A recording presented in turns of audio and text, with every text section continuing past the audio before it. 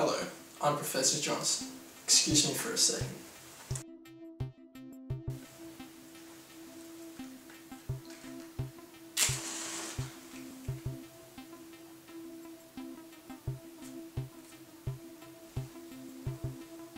That's better. Where were we? Alright, I'm here today to inform you about survival during a zombie outbreak. I wish you all the best of luck, as the task of survival will not be an easy one. Moving on. Before we can hope to prevail against the zombie swarm, we must first know what they are and what they're capable of. This section will cover that.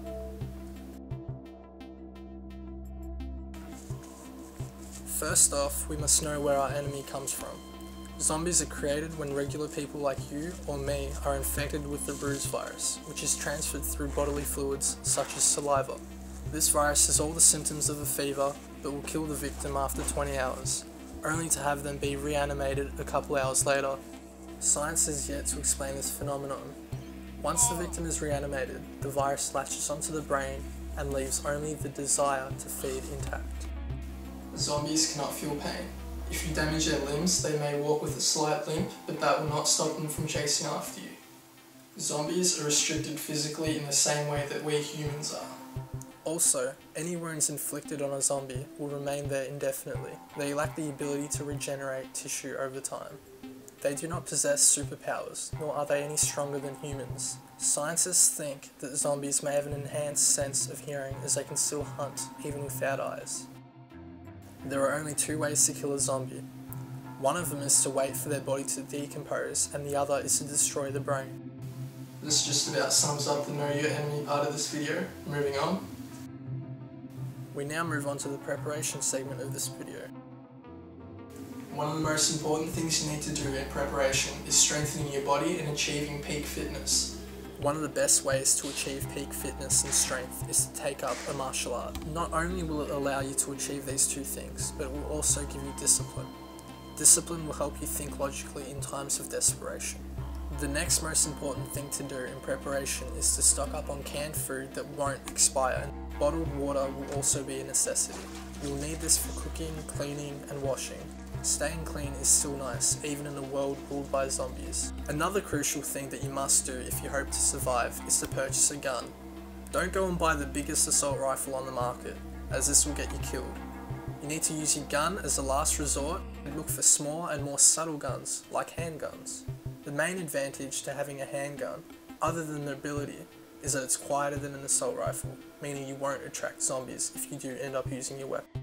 Keep in mind, however, a gun, or any other weapon for that matter, is useless if you don't know how to use it properly. Go join a hunting club and get comfortable using your weapon. If your weapon needs to be assembled, practice doing so in the dark and in the light. You need to know your weapon inside and out so you can use it in any situation or at a moment's notice. You need to keep your weapon well maintained, as fighting a zombie with a poorly maintained weapon will not end in your favour. Moving on. Escape plans. Get some. You need to know in advance if you kill the zombie or run. Having plans is only half the battle. You need to keep up-to-date maps around so you're never unprepared for the road. Question. A zombie outbreak occurs. Where do you go? The mall? Your local police station? If you answered either of those, congratulations. You're now a zombie. A public area is the worst place you can go to hide or survive. A mall or police station will become incredibly crowded incredibly fast. You want to be looking for secluded areas that are quite far from major cities. What was that? Oh look, a zombie outbreak just occurred. What's the first thing you should do? Exactly.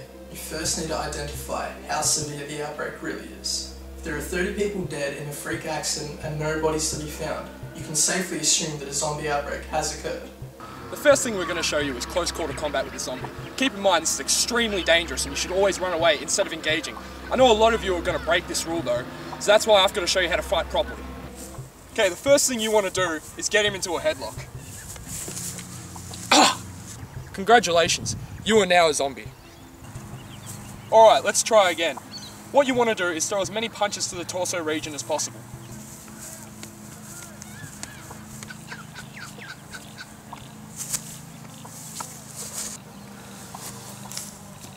Punching isn't going to get you anywhere, it's just going to get you fatigued.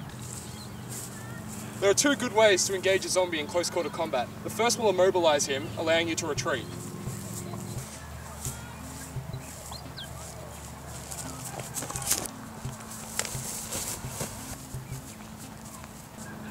The next way to engage a zombie is to strike him in the head with a blunt object.